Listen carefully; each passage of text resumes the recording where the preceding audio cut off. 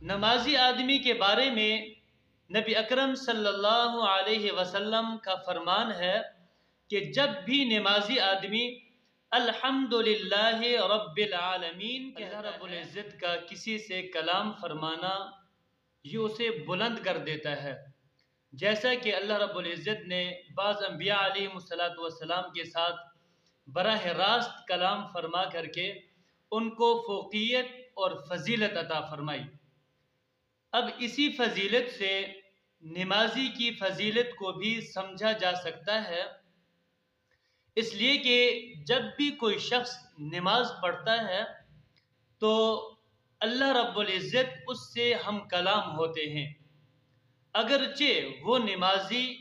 اللہ کے کلام کو سنتا نہیں ہے لیکن اللہ رب العزت اس کی طرف ہم کلام ہوتے ہیں۔